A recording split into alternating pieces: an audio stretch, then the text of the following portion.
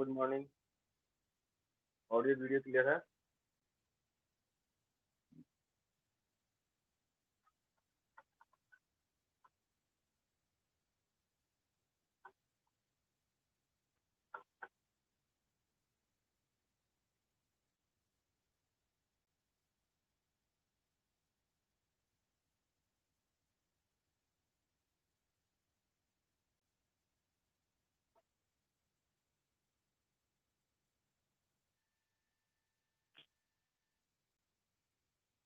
Last class में अपने nucleus से स्टार्ट कर दिया था।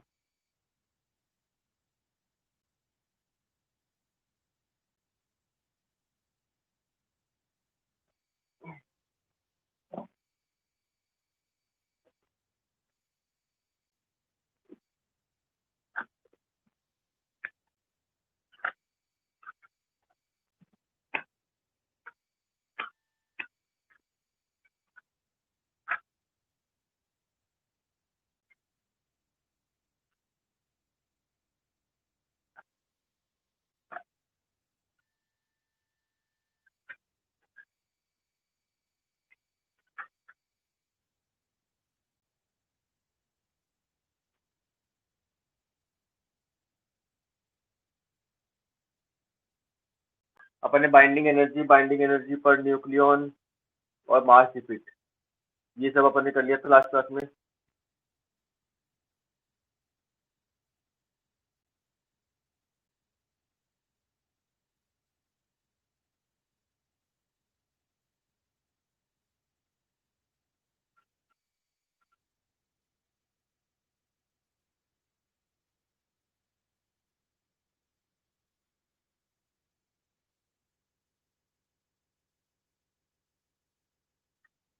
अब लिखो बाइंडिंग एनर्जी पर न्यूक्लियन कर्व।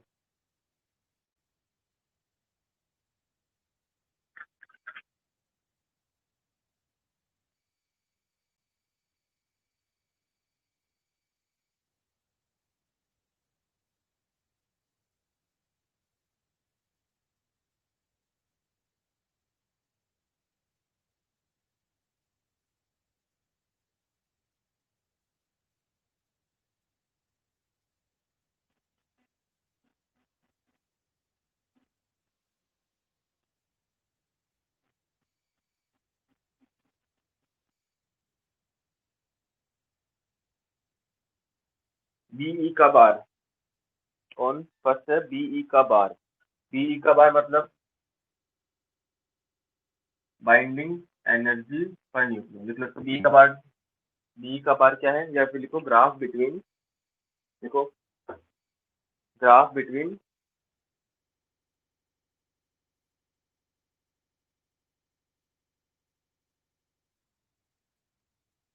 बाइंडिंग एनर्जी पर न्यूक्लियन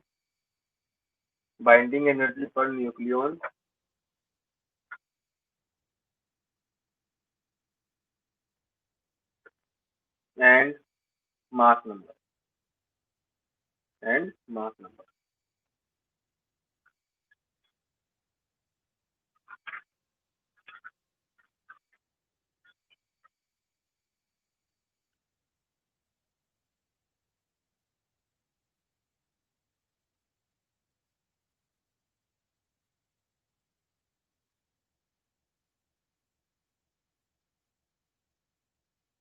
1H1, 1H2, 1H3, ये 3 आइसोटॉप्स है हाइड्रोजन के।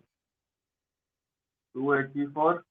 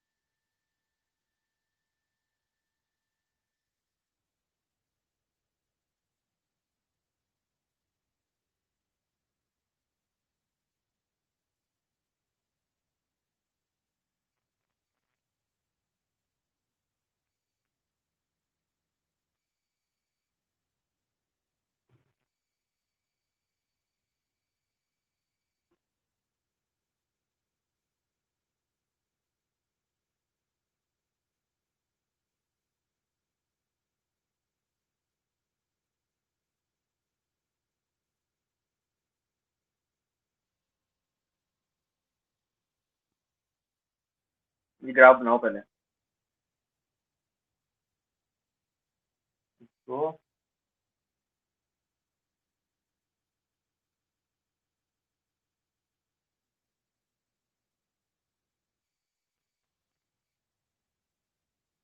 ग्राफ बनाओ, फिर इसके बारे में देखते हैं अपन।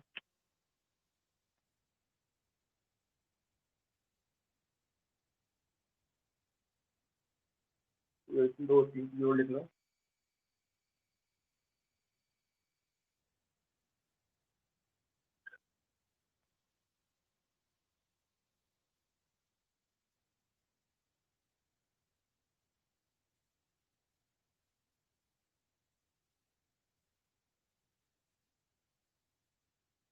बनाओ ग्राफ।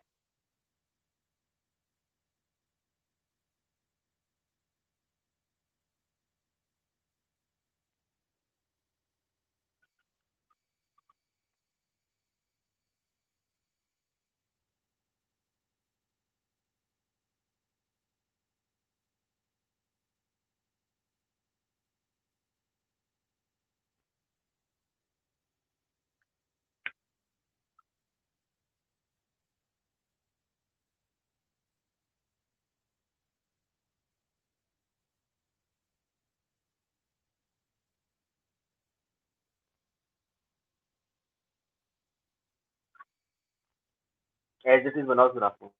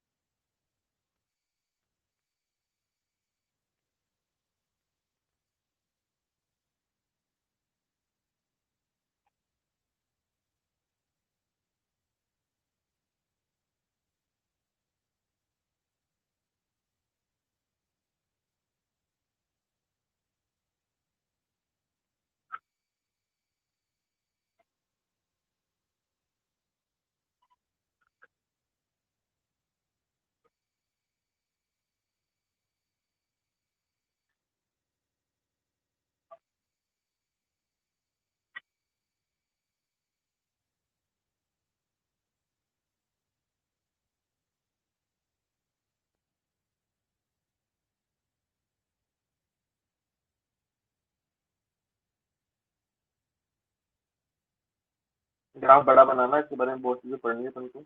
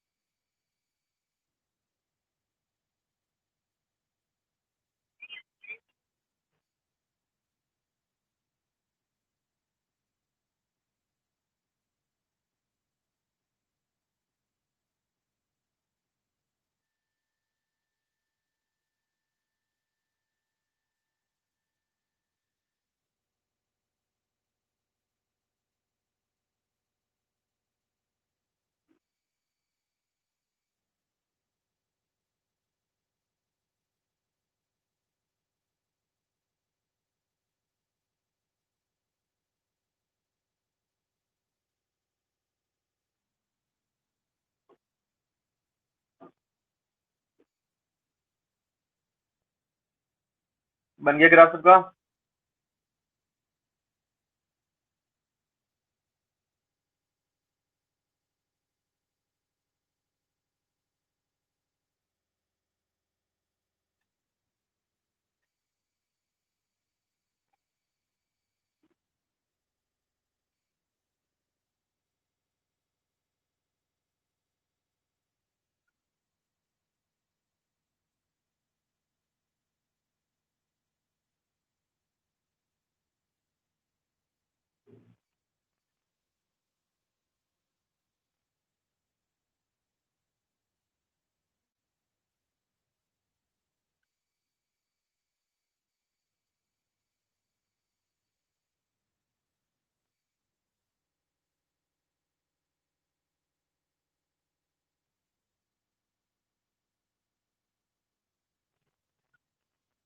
लास्ट क्लास में सब थे ना जो अभी हैं? लास्ट क्लास में सभी थे? बाइंडिंग एनर्जी पर न्यूक्लियन जो जो टॉपिक था, बाइंडिंग एनर्जी पर न्यूक्लियन क्या होता है? व्हाट इज बाइंडिंग एनर्जी पर न्यूक्लियन?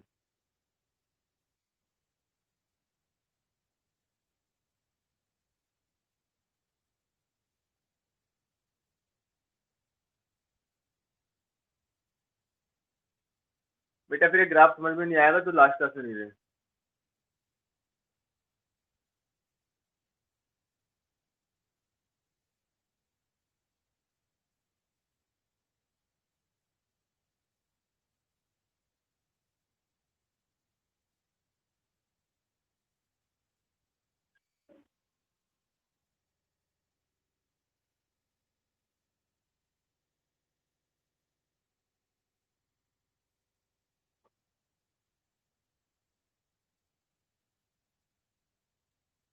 बेटा रिकॉर्डिंग भी रहती है तो रिकॉर्डिंग भी देख लिया करो।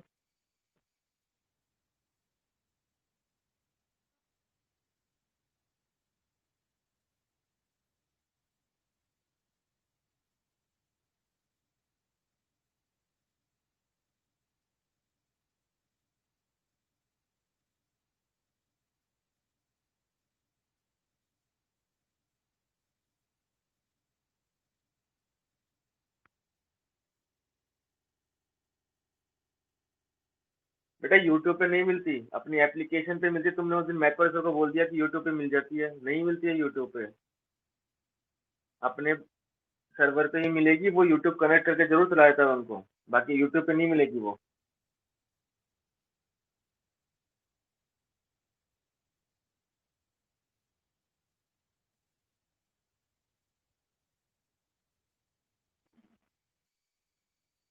डेफिनेशन सही है। मोहित एंड कीर्ति। लीना तुमने क्या नहीं बताया मैंने?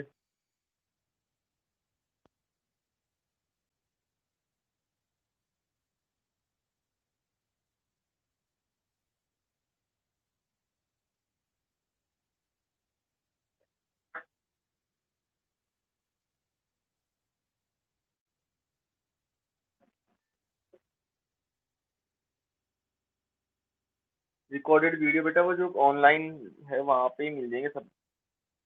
लेक्चर रिकॉर्डेड आ रहे हैं एक ऑप्शन, उसमें टैप करते रहा करो, रिकॉर्डिंग मिल जाएगी।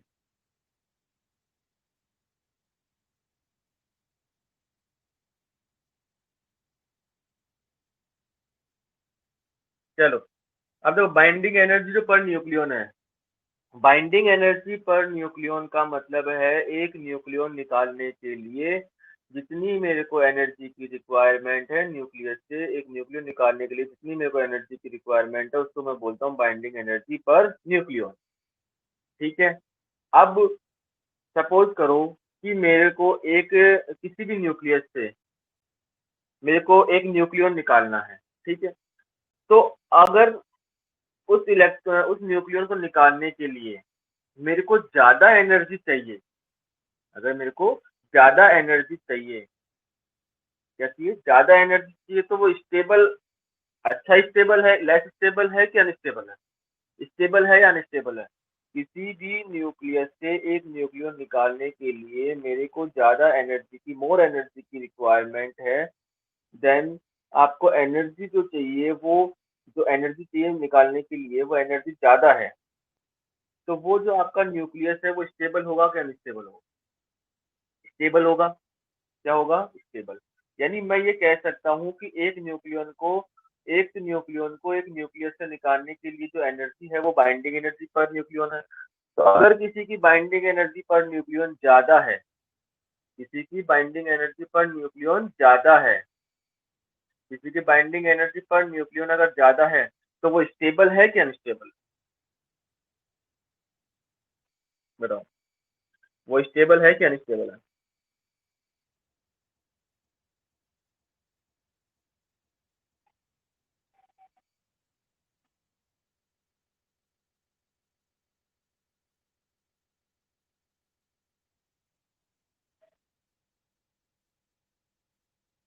आप बताओ।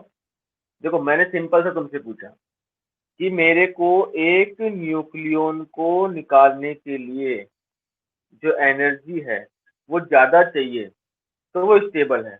एक न्यूक्लियन को निकालने के लिए एनर्जी को अपन बाइंडिंग एनर्जी तो बोलते हैं।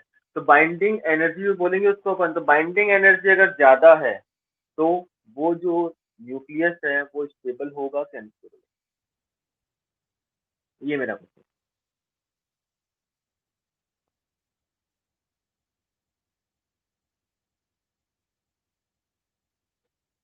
स्टेबल होगा। ठीक है। यानी मैं ये कह सकता हूँ कि बाइंडिंग एनर्जी पर न्यूक्लियन ज्यादा, तो एटम क्या होगा? स्टेबल। है कि नहीं? स्टेबल। बाइंडिंग एनर्जी पर न्यूक्लियन ज्यादा तो स्टेबल होगा। ठीक है, पहली चीज। अब मैंने यहाँ पे देखा, इस ग्राफ में अगर मैं देखता हूँ, ठीक है, तो जिनका एटॉमिक मास, अब देखो ये जो मैं 30 170, जो कई बुक्स में 30 और 170 लिखा होता है, कई बुक्स में 50 और 200 लिखा हुआ रहता है। ठीक है। अब जिसका ए 30 से कम है और 170 से ज्यादा है, 30 से कम और 170 से ज्यादा है, उनकी बाइंडिंग एनर्जी पर न्यूक्लियन इन बीच वालों से कम है कि ज्यादा? इन बीच वालों से कम है या फिर ज्यादा है?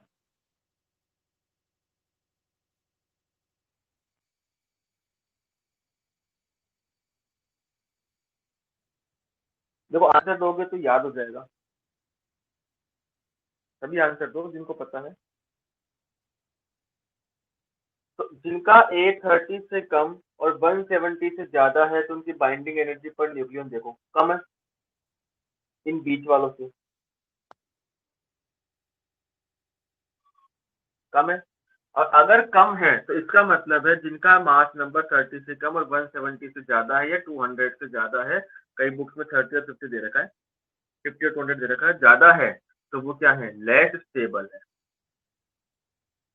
With respect to middle one. सही है क्या? कोई प्रॉब्लम इसमें? दो पॉइंट समझ में आए अपन को?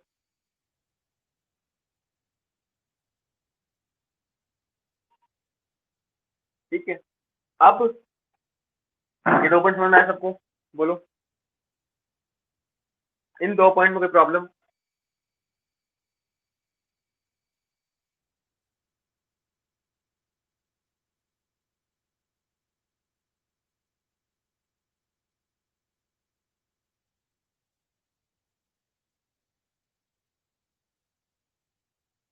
अब अगर मैं कहूं कि ए 30 से कम है और ए 170 से ज्यादा है, तो ये 130 ये 170 वाले क्या हैवी न्यूक्लियस है?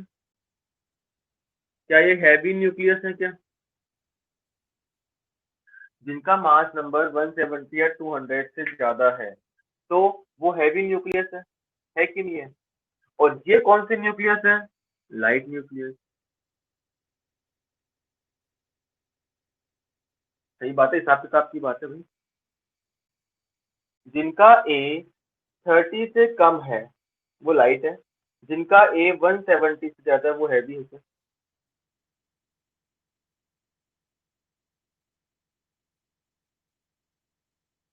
ठीक है, हैवी है भाई। अब जिनका मास नंबर ज्यादा होता है हैवी होंगे, जिनका मास नंबर कम होगा वो कम लाइट होंगे।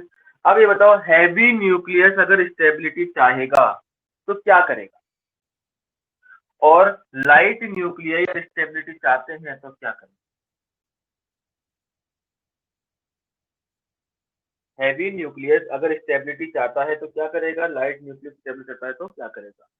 तो हैवी जो न्यूक्लियस है, ठीक है, वो स्टेबिलिटी चाहता है, तो वो स्टेबिलिटी चाहता है तो हैवी न्यूक्लियस क्या होगा, स्प्लिट हो जाएगा, टूट जाएगा, क्या हो जाएगा, टूट जाएगा, ठीक है, स्प्लिट होके टूट जाएगा। और किस रेंज में आएगा, इस मिडिल वन के, लाइट के रेंज में नहीं आएगा, इस मिडिल वन के रेंज में आ जाएगा, ठीक है। और ऐसा हो रहा है, स्प्लिट होके और इसमें आ रहा है, क्यों हो रहा है ऐसा, क्योंकि ये हैवी न्यूक्लियस लेस स्टेबल है, तो वो स्टेबिलिटी चाहते हैं, तो स्टेबल होने के लिए वो क्या होते हैं, स्प्लिट हो जाते हैं, ठीक है। और लाइट न्यूक्लियस क्या करेंगे, ज्वाइन हो जाएंगे, दो लाइट न्यूक्लियस मिलकर ज्वाइन होके 30 और 170 के ग्रुप में आ जाएंगे, 30 और किसके ग्रुप में आ जाएंगे, 170 के ग्रुप में आ जाएंगे, तो वो क्या होंगे, ज्वाइन होंगे। अब दो न्यूक्लियर रिएक्शन पढ़ी होगी आपने केमिस्ट्री में कभी, एक तो न्यूक्लियर फ्यूजन और एक फिजन, ठीक है। तो ये तो होता है न्यूक्लियर फ्यूजन और ये होता है न्यूक्लियर फिजन।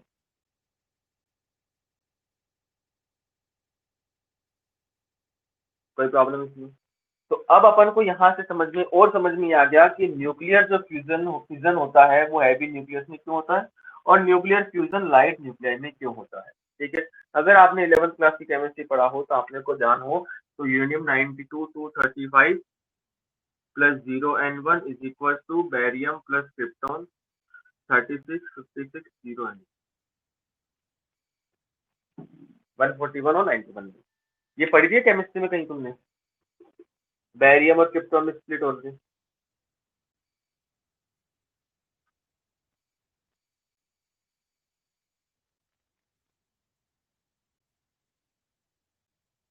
ये पढ़ा था केमिस्ट्री में, चलो कोई बात नहीं, केमिस्ट्री में भी होता ही है, अपने फिजिक्स में भी आएगा। यूरेनियम 92 235 है, हैवी न्यूक्लियस है, बेरियम और क्रिप्टॉन में हो रहे हैं, एक का जो मास नंबर है 144 है, एक का मास नंबर 91 के आसपास होता है, ठीक है। तो ये क्या हो रहा है, यहाँ पे न्यूक्लियर फ्यूजन हो रहा है, सॉरी फिजन हो रहा है, क्यों हो रहा है समझ में आ गया। तो न्यूक्लियर फ्यूजन को अपन एक्सप्लेन कर सकते हैं on the basis of binding energy पर न्यूक्लियर ग्राफ, ठीक है। और न्यूक्लियर फ्यूजन को भी आप एक्सप्लेन कर सकते हैं, कोई प्रॉब्लम इसमें। अब देखो इसमें क्या क्या पॉइंट हो गए, फर्स्ट पॉइंट ये लिख सकते हैं, सेकंड पॉइंट लिख देंगे, थर्ड पॉइंट न्यूक्लियर फ्यूजन को एक्सप्लेन कर देंगे, फोर्थ पॉइंट न्यूक्लियर फ्यूजन को एक्सप्लेन कर देंगे, चार पॉइंट हो चुके हैं। इसको तो अपन थर्ड पॉइंट में लिख देंगे, इसको अपन फोर्थ पॉइंट में, कोई प्रॉब्लम नहीं, ठीक है। चारों पॉइंट में कोई प्रॉब्लम किसी को भी बोल दो, चारों पॉइंट में किसी को प्रॉब्लम हो तो बोल सकते हो।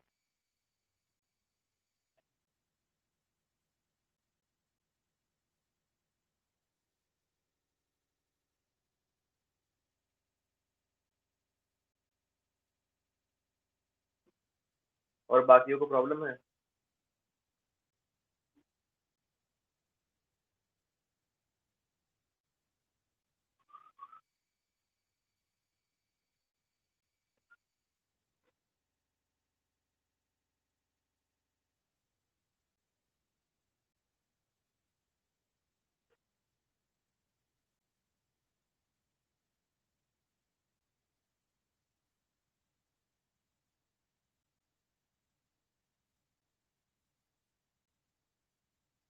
ये चार पॉइंट तो अपन ने लिख लिए, एक्सप्लेन कर लिए हैं, ठीक है।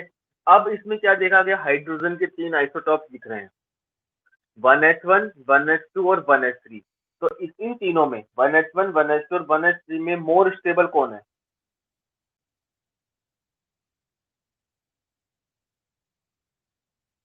1s1 1s2 और 1s3 में मोर स्टेबल कौन है, ये दिख रहा होगा बोर्ड पे, ये 1s1 1s2 और 1s3 में कौन मोर स्टेबल है, जिसकी सबसे ज्यादा बाइंडिंग एनर्जी पर न्यूक्लियन 1s1 1s3 ये रहा, तो सबसे ज्यादा स्टेबल कौन होगा, 1s, ठीक है, कोई प्रॉब्लम इसमें। अब मेरे को ऐसे कुछ एटम्स मिले जिनका मास नंबर ज्यादा है, जिनका ए से थर्ड तक जिनका मास नंबर ज्यादा है, लेकिन वो पड़ोसी से क्या है, लेस स्टेबल है, वो पड़ोसी से क्या है, लेस स्टेबल है। बताओ ऐसे कौन कौन है जिनका मास नंबर ज्यादा है बट वो पड़ोसी से क्या है, लेस स्टेबल है। एक तो लिथियम है और एक नाइट्रोजन है। देखो कार्बन और नाइट्रोजन में मास नंबर ज्यादा होता है कार्बन का, लेकिन ज्यादा स्टेबल कौन निकला, कार्बन। ठीक है। ऐसे ही कौन है, लिथियम है। ऐसे ही कौन है, लिथियम है। ठीक है। और ऐसे ऑक्सीजन के बाद कौन आता है, एटॉमिक जो टेबल होती है उसमें ऑक्सीजन के बाद कौन आता है।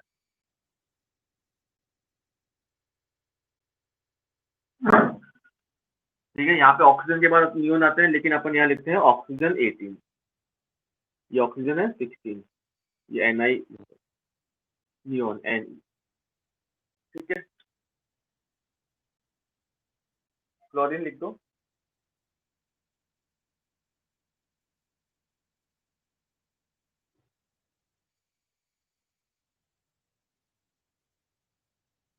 तो यहाँ से अपन को ये पता लगा कि मेरे पास कुछ ऐसे एटम्स हैं जिनका मास नंबर ज्यादा है, जैसे लिथियम नाइट्रोजन। पर लिथियम और नाइट्रोजन की बात करते हैं, इनका मास नंबर ज्यादा है, लेकिन ये इनसे पहले वाले से क्या होते हैं, लेस स्टेबल होते हैं।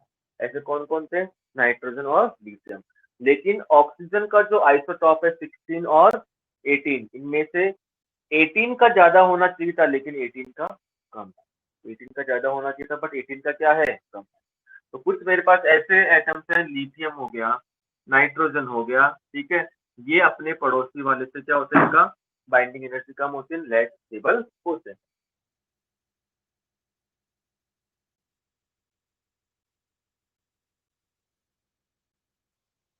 Helium and carbon. ठीक है।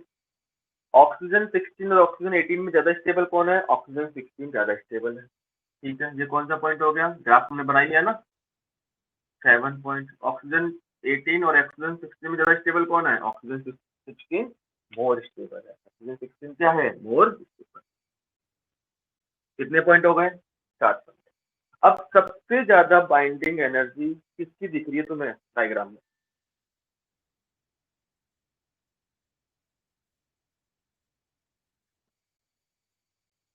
देखो अपन को लिखना है। देखो वैसे एनआई की सबसे ज्यादा स्टेबिलिटी है क्योंकि बाइंडिंग एनर्जी पर न्यूक्लियस सबसे ज्यादा है। ठीक है। बट देखो पहले 26 की मैक्सिमम होती है 8.8। ठीक है। लेकिन एक एनआई एक ऐसा मिला अपन को, उसकी भी स्टेबिलिटी क्या होती है, बहुत ज्यादा होती है, वो ऐसी से भी ज्यादा होती है एनआई, 8.9 मेगा इलेक्ट्रॉन। तो लास्ट में 8 पॉइंट कौन सा आ जाएगा,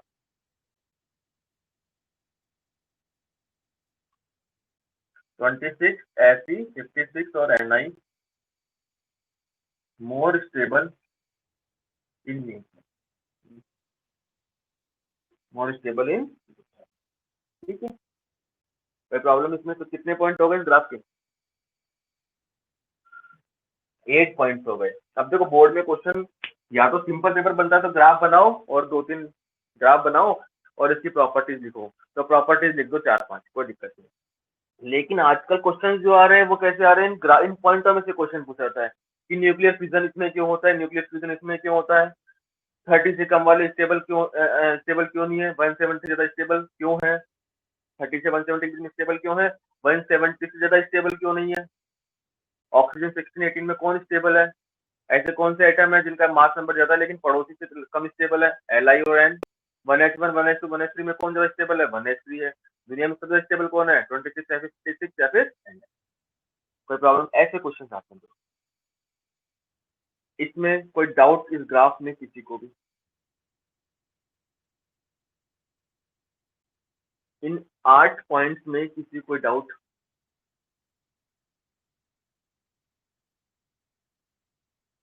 या अपने डाउट लिख दो कि सर इस पॉइंट में हमें डाउट।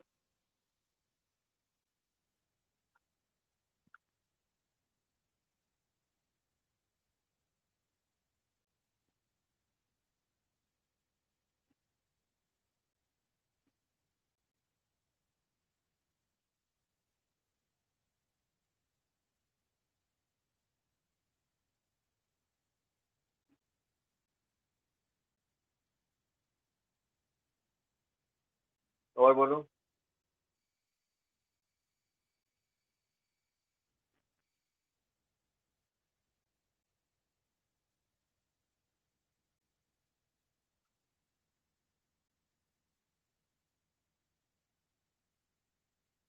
और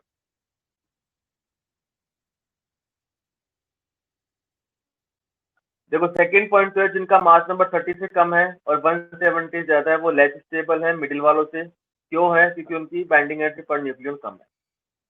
ठीक है, 30 से ज्यादा और 170 से कम ये स्टेबल होते हैं। 30 से कम है लाइट न्यूक्लियर, 170 ज्यादा heavy nuclear. Heavy nuclear nuclear fusion करेंगे और लाइट न्यूक्लियर न्यूक्लियर फ्यूजन करेंगे। ठीक है, 1h1 6 point, 1h1 1h2 1h3 में सबसे ज्यादा स्टेबल कौन है? 1h3, क्योंकि उसकी बाइंडिंग एनर्जी पर न्यूक्लियर सबसे ज्यादा है। ठीक है, लिखो फटाफट।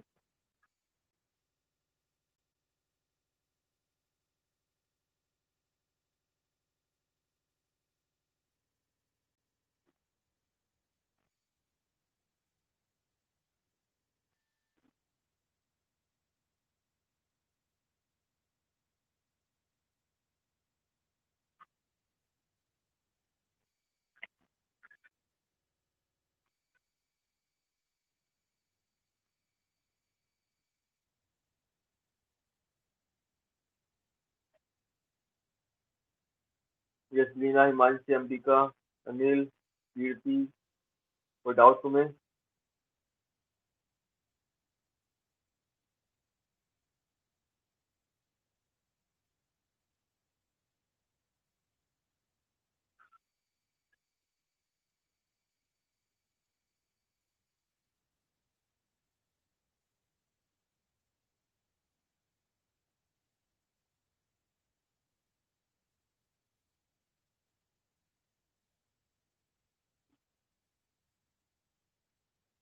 अब इन 8 पॉइंट को अपनी भाषा में लिख लो फटाफट। इन 8 पॉइंट को अपनी भाषा में फटाफट से लिख लो। कोई भी चीज नहीं समझ में आए पूछ लेना, क्योंकि पॉइंट बहुत इंपॉर्टेंट है।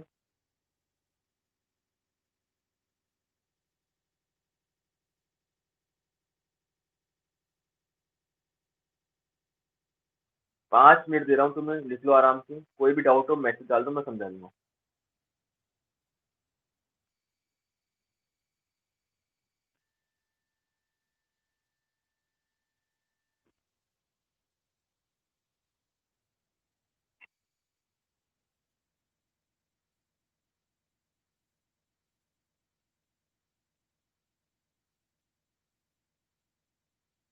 आई am giving you 5 minute, write down in proper method. If any problem then text मी।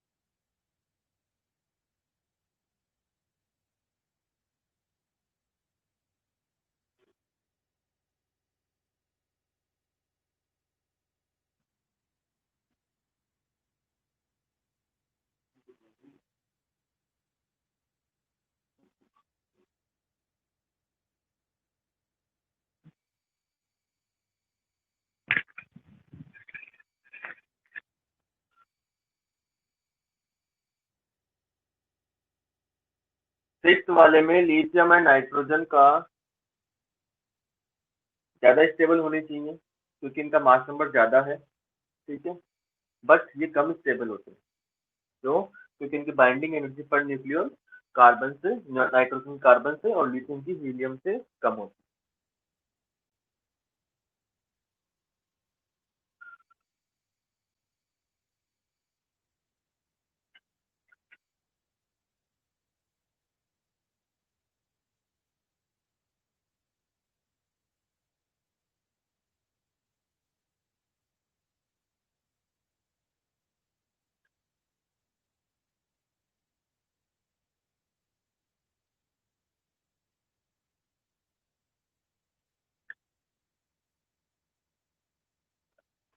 है। अब ये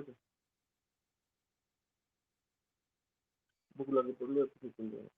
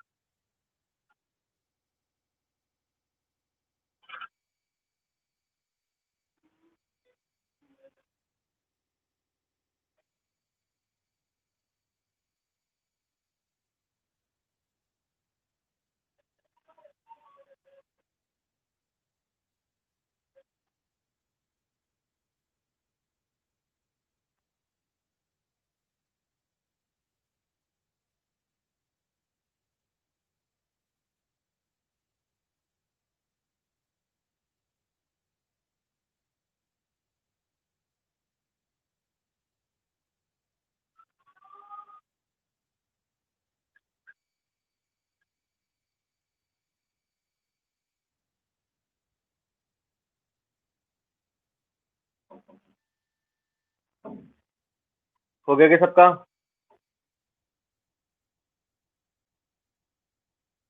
लिख लिया क्या भाई सबने?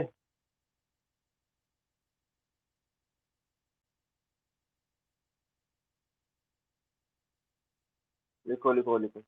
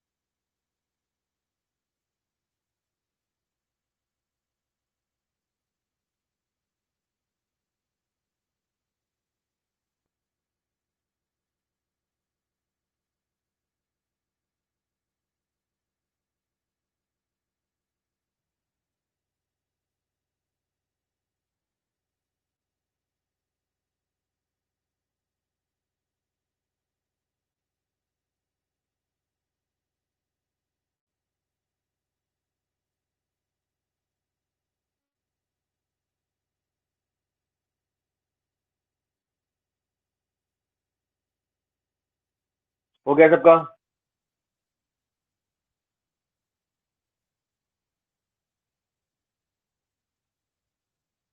ये अंबिका तुम लिखते हो कि नहीं लिखते हो?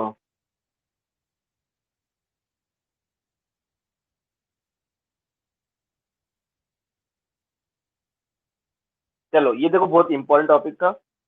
अब लिखो next, size of nucleus. Size of nucleus,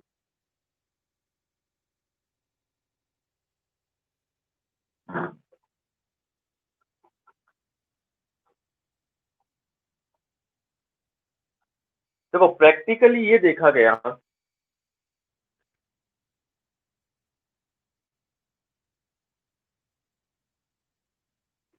practically देखा जाए किसी भी न्यूक्लियस की जो रेडियस है आर, वो डायरेक्टली प्रोपोर्शनल है ए के क्यूब रूट से।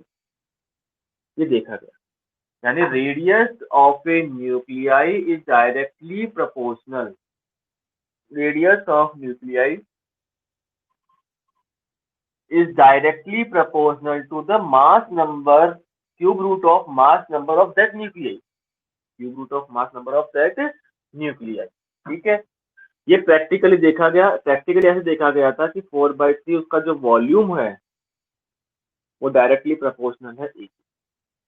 ठीक है, तो यहाँ से R cube is proportional A, क्योंकि ये कांस्टेंट है, कांस्टेंट हम कहाँ चले गई प्रोपोर्शनल में, तो आर इज प्रोपोर्शनल ए की पावर 1/3। ठीक है, तो R इज इक्वल टू, यहाँ से कांस्टेंट आ गया आर नॉट ए की पावर 1/3।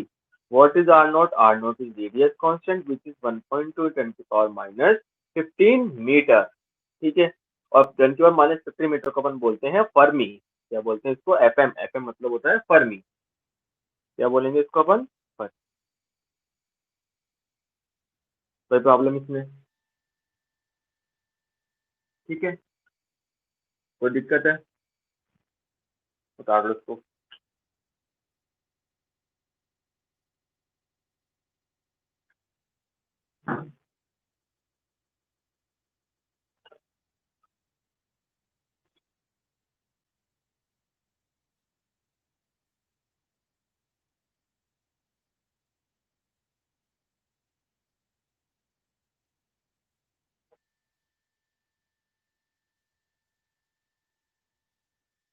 इसके ऊपर हेडिंग लिख लेना, हेडिंग में अंदर लिख लेना इसमें जो न्यूक्लियस की जो साइज है, यानी इसका वॉल्यूम है, practically the volume of nucleus is directly proportional to the mass number of that nucleus. ये लिखना ऊपर, volume of nucleus is directly proportional to the mass number of that nucleus.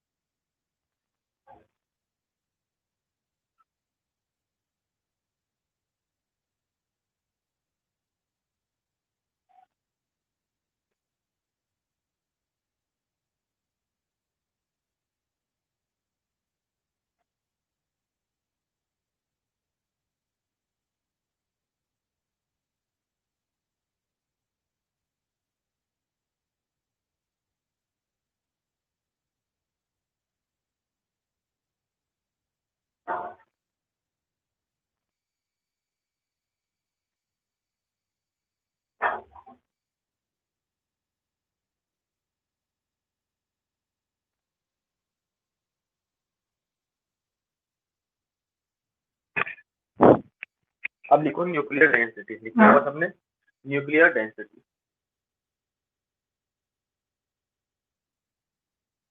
देखो न्यूक्लियर डेंसिटी, तो density का मतलब क्या होता है? Density is equal to mass upon volume.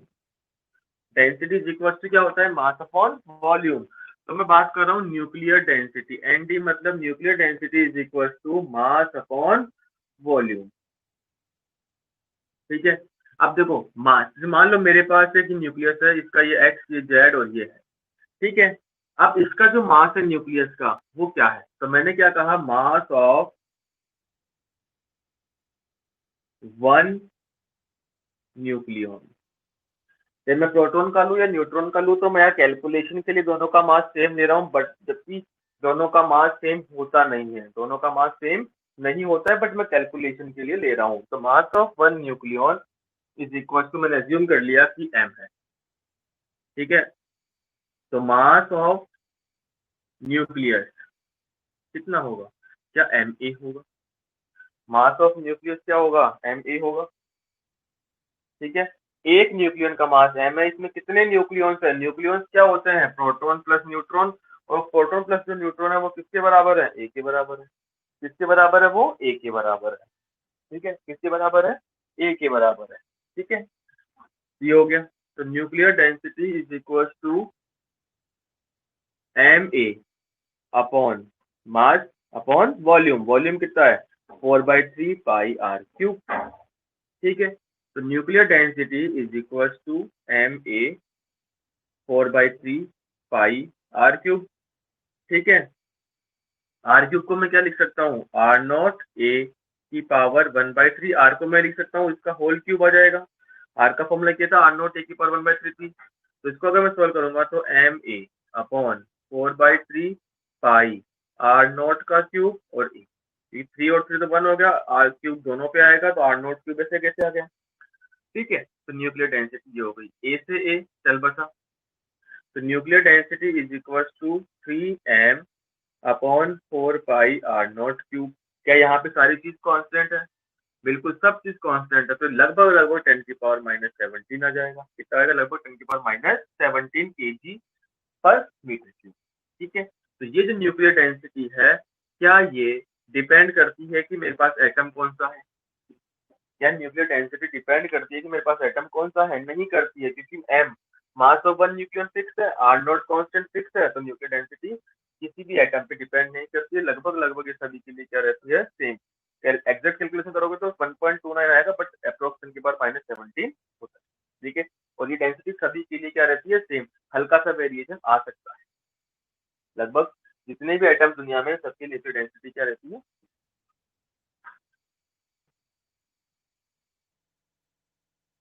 ये प्लस है, प्लस आएगा। ये आर नोट क्यूब है। ठीक है, कई बुक्स में दे रखा है 1.7, कई बुक्स में 2.3 दे रखा है। तो अब 2.3 वैसे एग्जैक्टली अगर मैं देखूं तो इसका था एग्जैक्टली 2.29 के आसपास। ठीक है, बट आपको याद रखने के लिए 10⁻+17 रखना। ठीक है, उतार लो इसको।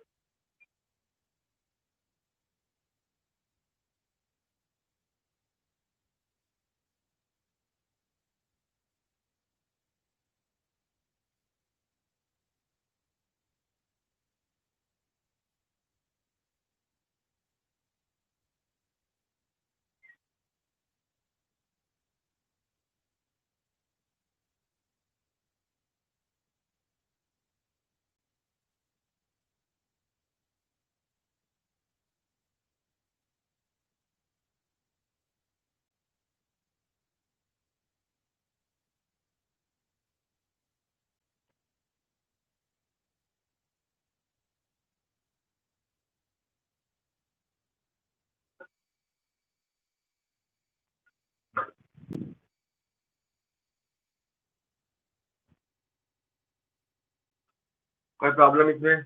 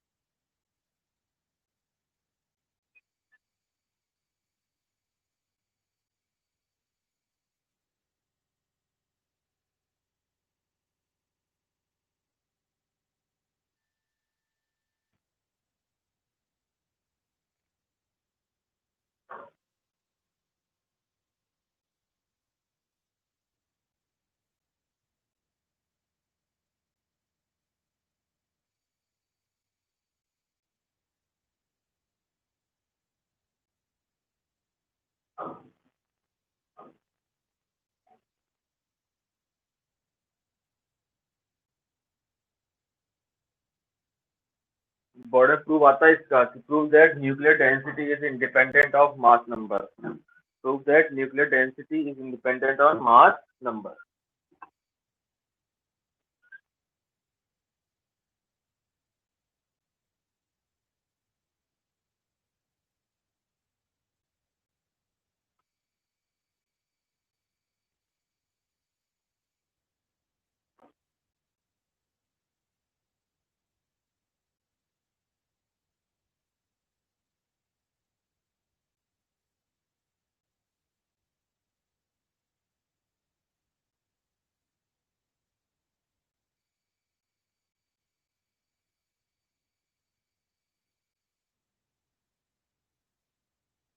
लिख लिया सबने? लिख लिया क्या भाई? नीचे लिख लेना, प्रूव दैट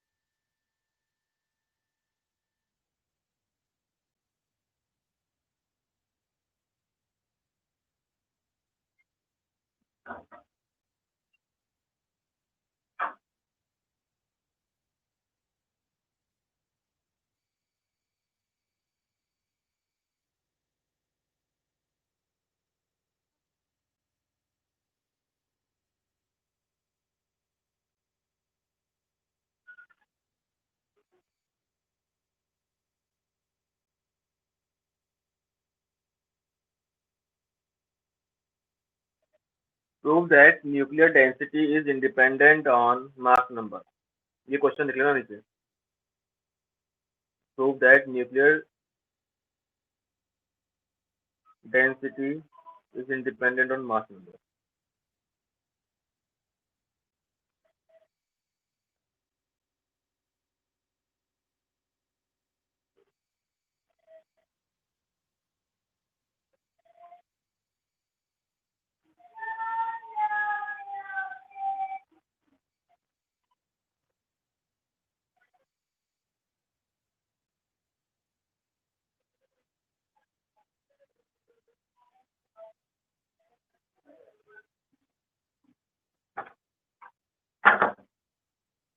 हो गया क्या सबका कंप्लीट?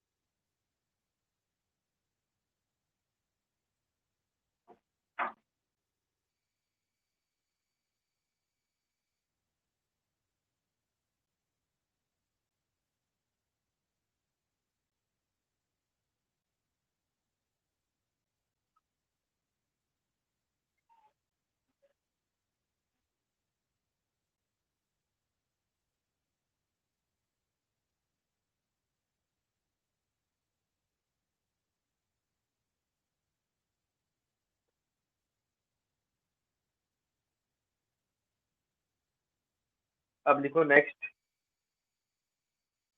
Topic, nuclear force.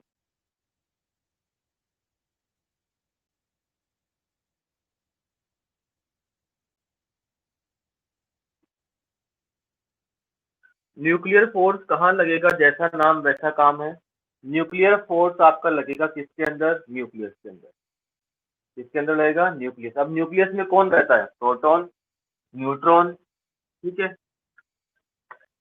तो न्यूक्लियस के अंदर एक फोर्स लगता है और वो फोर्स होता है न्यूक्लियर फोर्स। और उस न्यूक्लियर फोर्स को किस किस के बीच में लगता है? हो सकता है वो प्रोटॉन प्रोटॉन के बीच में लगा, प्रोटॉन न्यूट्रॉन के बीच में लगे, या न्यूट्रॉन न्यूट्रॉन के बीच में लगे। ये जो फोर्स लगता है इनके बीच में, प्रोटॉन प्रोटॉन प्रोटॉन न्यूट्रॉन और न्यूट्रॉन प्रोटॉन के बीच में अगर फोर्स लगता है तो उस फोर्स को अपन कहते हैं न्यूक्लियर फोर्स। कैसा फोर्स कहते हैं अपन इसको? Nuclear force. ठीक है, ये जो न्यूक्लियर फोर्स है ये कैसा होता है नेचर में? ये नेचर में होता है अट्रैक्टिव।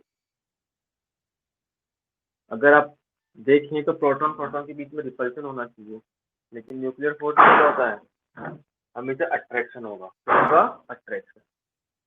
ठीक है, ये डायग्राम बना लो, फिर अपन इसको कल नेक्स्ट क्लास में कंटिन्यू करेंगे।